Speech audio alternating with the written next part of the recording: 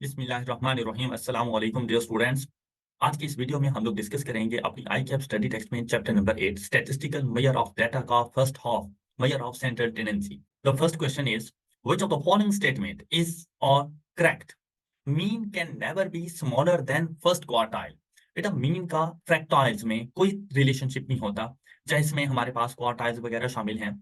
तो आपके पास ये जो स्टेटमेंट है mean can never be smaller than, it can be smaller than और it can be greater than first quartile. तो इसके लिए कोई हमारे पास एज सच रूल नहीं है, तो फर्स्ट स्टेटमेंट हमारी रॉन्ग हो गई। इसी तरह से mod can never be smaller than first quartile, ये भी कोई हमारे पास एज सच रूल नहीं है कि हम फर्स्ट क्वार्टाइल और मॉड का कोई रिलेशनशिप शो कर सके। तो इसके लिए भी मॉड की वैल्यू फर्स्ट क्वार्टाइल से स्मॉलर और ग्रेटर कुछ भी हो सकती है। तो इस क्वेश्चन के अंदर हमारी both statements are not correct. Option D हमारा करेक्ट आंसर होगा।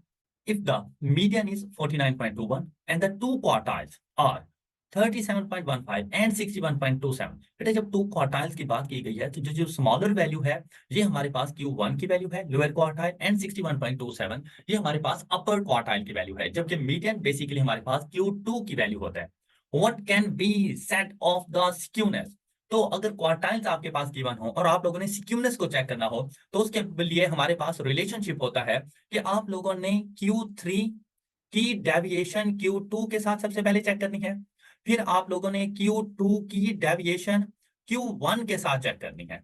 तो यहां पर अगर हम लोग देखें तो Q3 माइनस Q2 ये आंसर हमारे पास आएंगे कुछ इस तरह से। Q3 61.27 माइनस Q2 49.21 और ये डेविएशन है हमारे पास 12.06, ये आपने अपने पास यहाँ पे मेंशन कर दी। अब आप लोगों ने चेक करना है Q2 माइनस Q1, तो Q2 की वैल्यू 49.21 माइनस Q1 37.15 और इसकी डेविएशन 12.06।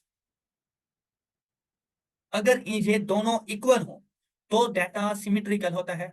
अगर यहाँ पर ग्रेटर देन का साइन आ जाता तो डाटा पॉजिटिवली सिक्योर था, और अगर यहाँ पे लेस देन का साइन आ जाता तो डाटा नेगेटिवली सिक्योर है। तो हमारे इस क्वेश्चन के मुताबिक जो हमारा करेक्ट आंसर बनता है वो distribution is symmetrical. Jamal got a rise of 12%, 12, 20%, 18% in 2011, 12 and 13 respectively. The average annual increase rate is, जब आप लोगों से एवरेज पूछी जाए और एवरेज मेंशन ना की जाए कि कौन सी average, arithmetic mean, geometric mean या हार्मोनिक मीन, तो डाटा को देखा जाता है। अगर आप लोगों के पास एवरेज इंक्रीज रेट पूछा जाए, डाटा परसेंटेजेस की फॉर्म में हो, रेशोज की फॉर्म में हो, तो हमेशा ऐसे डाटा के लिए ज्योमेट्रिक मीन बेस्ट एवरेज हमारे पास होती है।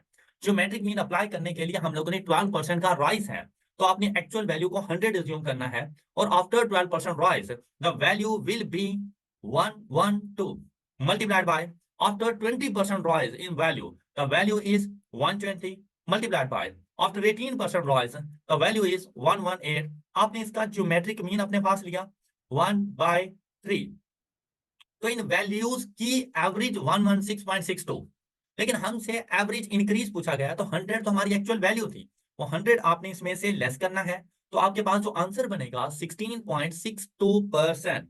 Option D is correct answer. Which of the following statement is correct as regards the mode of a group frequency distribution?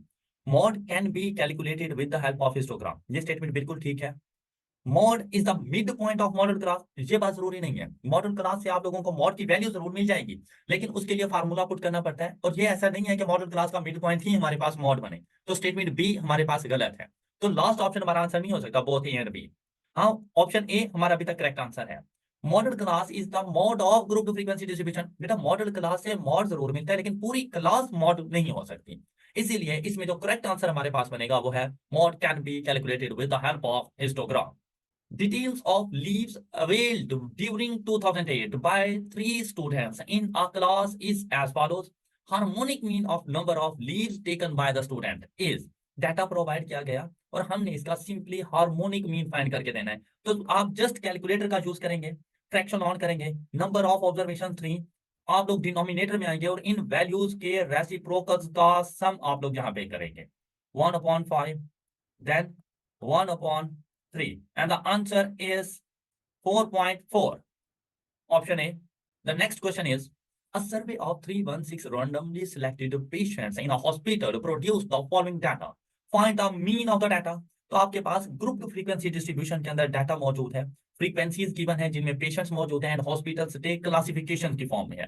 तो जहां पर हम लोगों ने मिड पॉइंट्स फाइंड करने थे, मिड पॉइंट को फाइंड करने के लिए आप लोगों ने सबसे पहले देखना है फर्स्ट क्लास का मिड पॉइंट। तो 3 + 1 4 डिवाइडेड बाय 2, फर्स्ट क्लास का मिड पॉइंट है हमारे पास 2। उसके बाद आपने देखना है क्लास इंटरवल, 4 और 1 का डिफरेंस है 3। तो हर मिड पॉइंट में क्लास इंटरवल ऐड करते जाएं तो नेक्स्ट क्लास का मिड पॉइंट आएगा।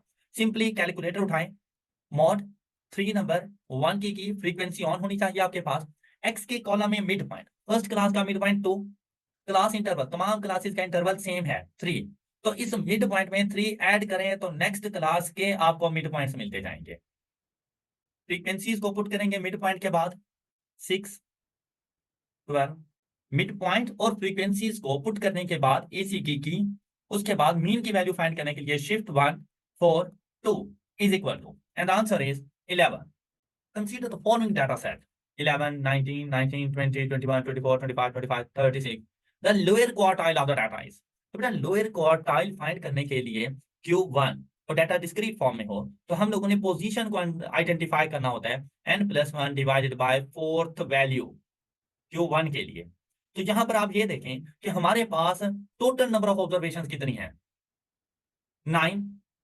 तो हम लोग यहाँ पे n को रिप्लेस करेंगे 9 के साथ, तो वैल्यू आ रही है 2.5 वैल्यू। इट मींस दैट कि सेकंड एंड थर्ड वैल्यू की एवरेज। तो हमारे पास देखें सेकंड वैल्यू कौन सी बनेगी, सबसे स्मॉलर वैल्यू है 11, उसके बाद हमारे पास वैल्यू आ रही है 19, सेकंड वैल्यू 19, थर्ड वैल्यू भी 19। तो सेकंड और थर्ड वैल्यू 19, तो उनकी एवरेज भी हमारे पास 19 बनेगी। The lower quartile of the data is 19। A batsman scored following runs in 10 T20 matches played in a calendar year। और ये स्कोर्स आपको बता दिए गए। The mode of his scores is। अब यहां पर देखें 35 15 51 28 0 3 35। 35 रिपीट हो चुका है, इससे पहले कोई और वैल्यू अदर देन 35 रिपीट नहीं हुई।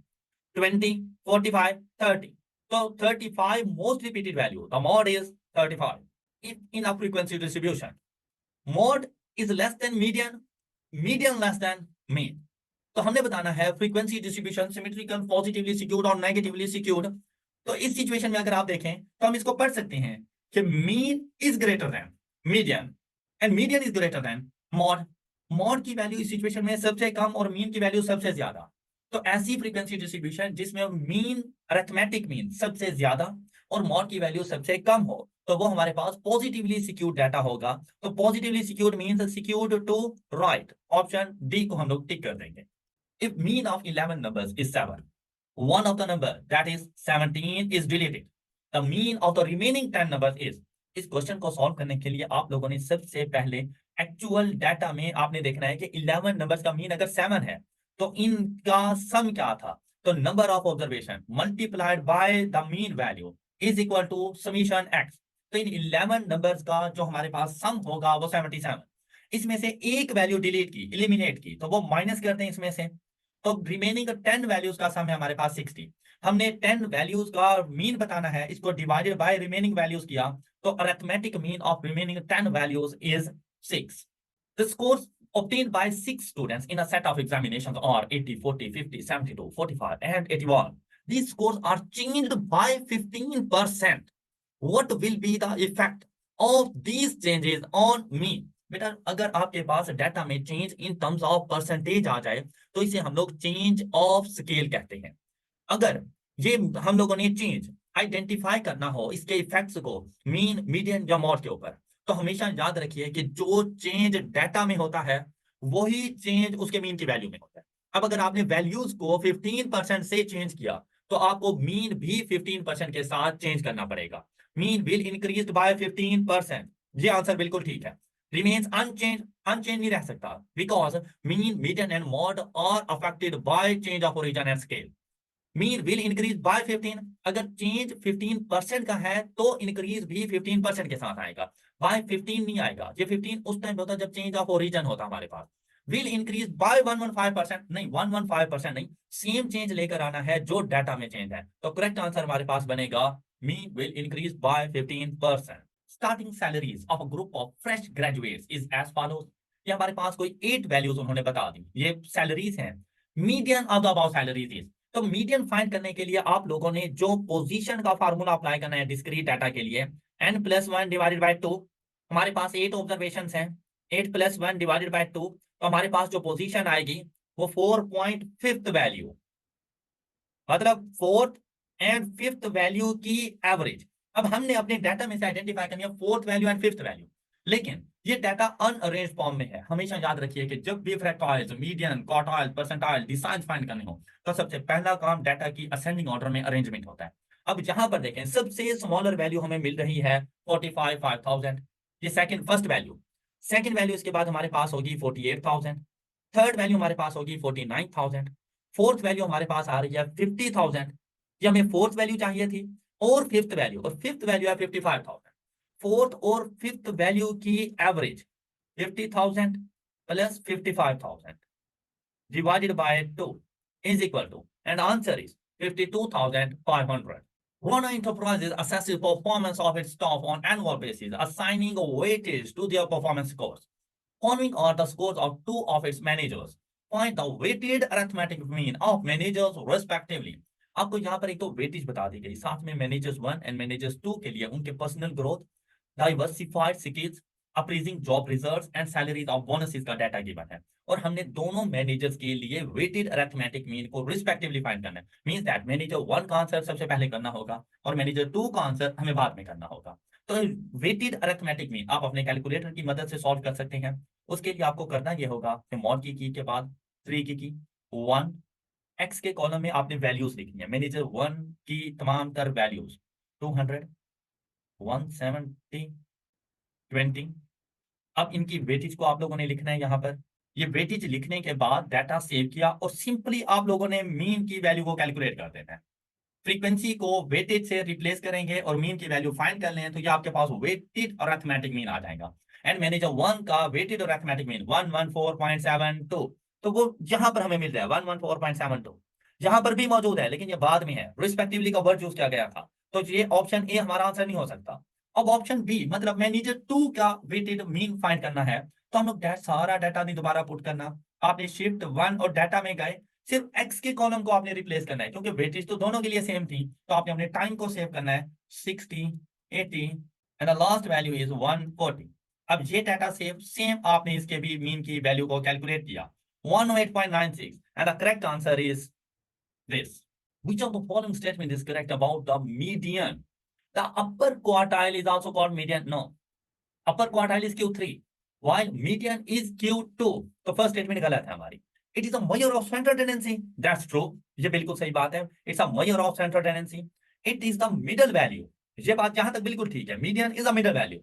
No matter that that is a range or not. अब बात गलत हो गई है क्योंकि मीडियन को कैलकुलेट करने के लिए आपका डाटा हमेशा अरेंजमेंट के फॉर्म में हो और वो अरेंजमेंट असेंडिंग ऑर्डर में आपके पास होनी चाहिए।